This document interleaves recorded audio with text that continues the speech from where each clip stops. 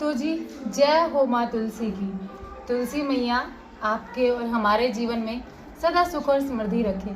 इसी कामना के साथ में मैं आज के वीडियो में आप लोगों को बताने वाली हूँ। जैसे कि आप सभी को पता है, कार्तिक मास शुरू हो चुका है।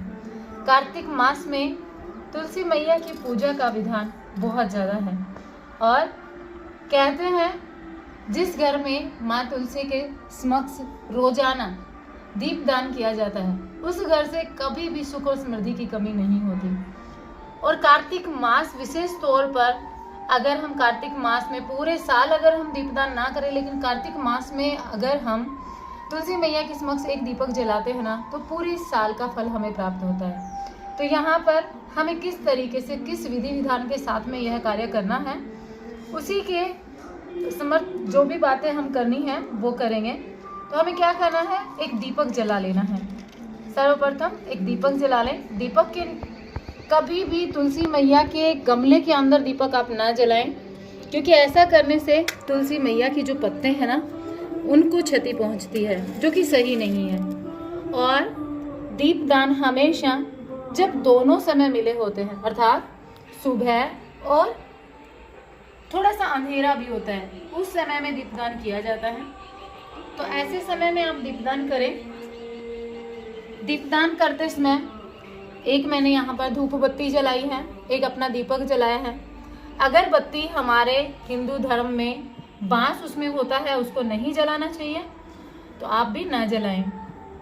अब बात आती है तुलसी मैया को जल देने की। तो जल जब भी दें आप, जब कार्तिक का महीना होता है उसमें कच्चा दूध जल में आप मिलाएं, फिर मैया को आप जल दें। और ये सुबह ब्रह्म मुहूर्त में आप करें, बहुत अच्छा रहता है। कच्चा दूध मैंने मिलाया है। जल उतना ही देना चाहिए जितना बड़ा आपका गमला है। अगर आप ज़्यादा जल देंगे तो आपके तुलसी मैया जो है वो पत्ते जो है वो सड़ना शुरू हो जाएंगे, क्योंकि पानी उतना ज़्यादा इसमें सोख नहीं पाएगा आपका गमला। अब बात आती है, कई लोग कहते हैं कि तुलसी मैया को कार्तिक मास में सिंदूर चढ़ाना चाहिए कि नहीं चढ़ाना चाहिए।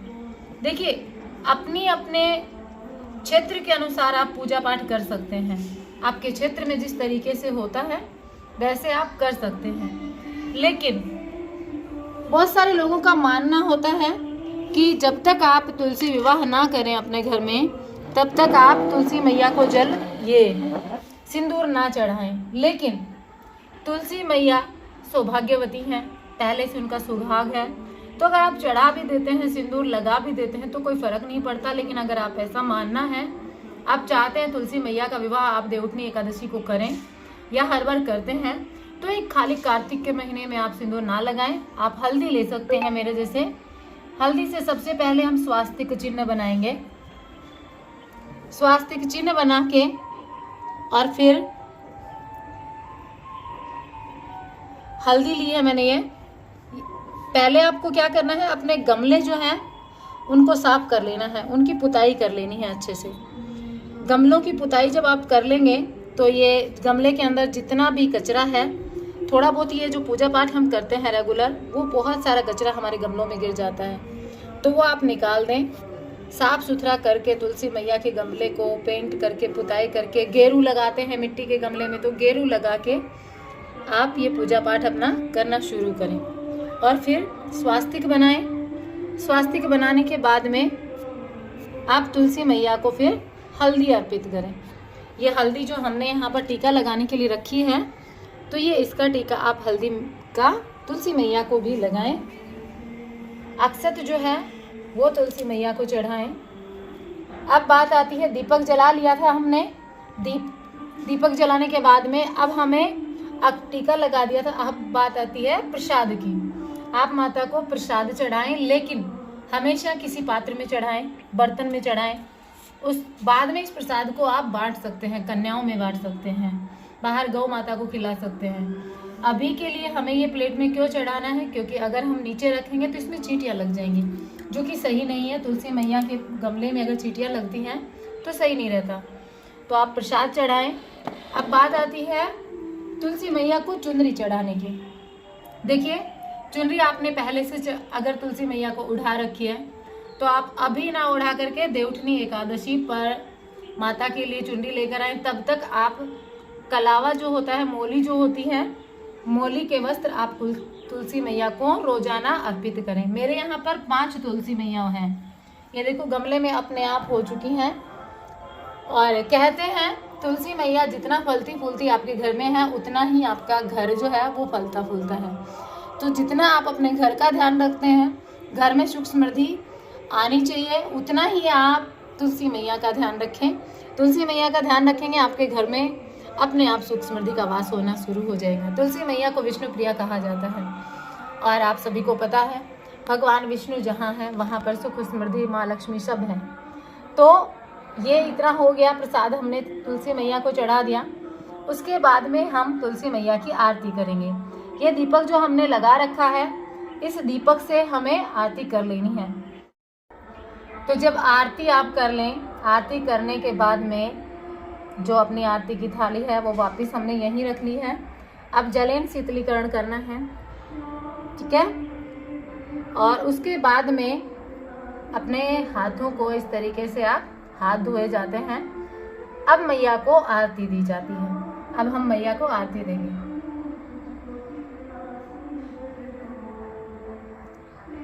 इस तरीके से माता को हम आरती देंगे। अब बात आती है माता को जल अर्पण करने की। कार्तिक के मास में आप एकादशी को जल अर्पण करें कि ना करें, मंगलवार को करें कि ना करें, रविवार को करें कि ना करें, ये बात आती है। तो देखिए ऐसा होता है कि मंगलवार को और रविवार को कार्तिक के महीने में आप जल अर्पित कर सकते हैं, लेकिन कब करना है, कैसे करना है। आप माता को छुएं नहीं, पत्ते ना तोड़ें, आप एकदम आराम से जो मिट्टी है, माता को जल ना दें, मिट्टी में हल्का हल्का करके आप जल डाल सकते हैं नीचे से। उससे क्या होगा, आपकी तुलसी मैया जो है वो जलेंगी नहीं। और तुलसी मैया का बचाव करना सबसे ज़्यादा ज़रूरी होता है इस दौरान। और माहवारी का जो समय होता है, पीरियड का जो समय होता है, उसमें 3-4 दिन लग जाता है, 5 दिन लगते हैं। तो 5 दिन आप लगातार आप कैसे करेंगी पूजा पाठ, उस समय का होता है। तो उस समय क्या है कि आपके घर में कोई भी आपका मेंबर, घर का मेंबर है, उससे आप दीपदान करवा सकते हैं, दीपक जलवा सकते हैं। और साथ में जल देने का जो काम है वो भी आप उनसे करवा सकते हैं। आप खुद जल ना दें, तुलसी मैया के पास भी आप ना जाएं, ठीक है। तो ये काम आपको अवश्य करना है। और 365 बाती का जो दीपदान है, और बाकी जो भी आपके सवाल हों आप कमेंट बॉक्स में पूछ सकते हैं, मैं आप लोगों को ज़रूर बताऊंगी। और चैनल पर अपने कार्तिक मास की कथाएं आएंगी, वो आप ज़रूर सुनना। तुलसी मैया को आप जब भी आप पूजा करें, उसके बाद में, पूजा करने के बाद में आप कथाएं अवश्य सुने। पंच भीखू की कथा आप रोजाना सुने। कथाएं आपको रोजाना अपने चैनल पर सुनाई जाएंगी। अगर आपके पास किताब अवेलेबल है तो आप अपनी किताब से भी पढ़कर सुन सकते हैं, ठीक है। तो यहाँ पर मैं आप लोगों से विदा लेना चाहूँगी। आशा करती हूँ आप लोगों को वीडियो में दी गई जानकारी जो है उससे आप संतुष्ट हुए होंगे। और संतुष्ट हुए हो तो चैनल को सब्सक्राइब कीजिएगा, वीडियो को लाइक कीजिएगा।